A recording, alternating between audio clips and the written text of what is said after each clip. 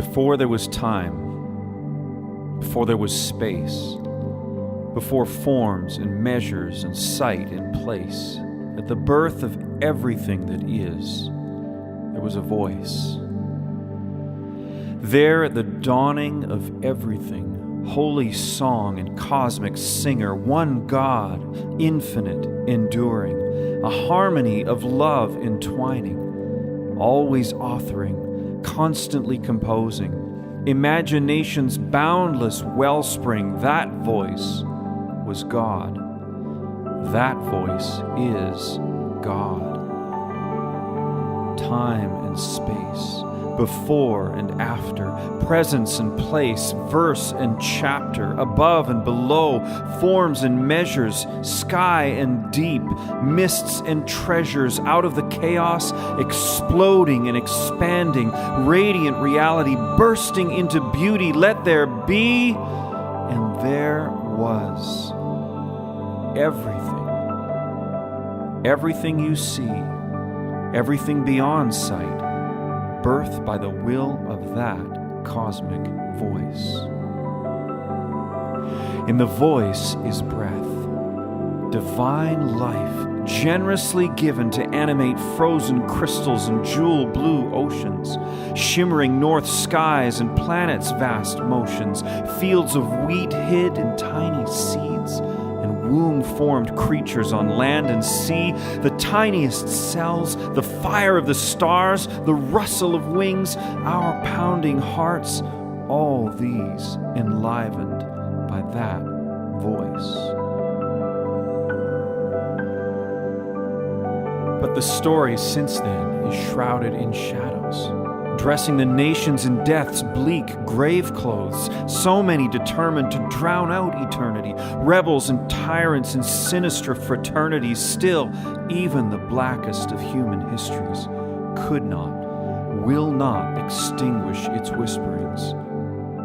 To stargazing old men and barren old women, in the prayers of peasants and the songs of sovereigns, in celestial spirits and faithless harlots, through mysterious visions and mystic prophets where sinners mourn and the ransomed rejoice, in fires that do not consume, in a still small voice. It's caught only by those with ears to hear. A glimmer of light in lands shrouded by fear, the first glow of dawn and the morning's bright star, flickering through the veils that encircle our hearts, it whispered its summons, the voice. Then suddenly, as if on heavenly cue, from behind the dark curtain into our view, the voice takes history's rapt attention, center stage of God's dramatic intention. All before was prologue to redemption, but now begins the act called new creation. The voice has taken form and substance, closed the distance in an instant, the unseen God now with a face, now making his home in time and place. Rumbling stomach, tiny toes, grasping fingers, eyes dozing, infinite voice that birthed the universe, now an infant boy by a peasant nursed.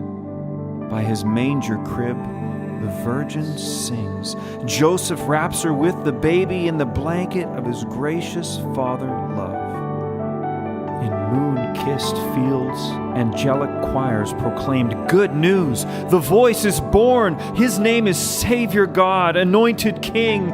To him your true devotion bring.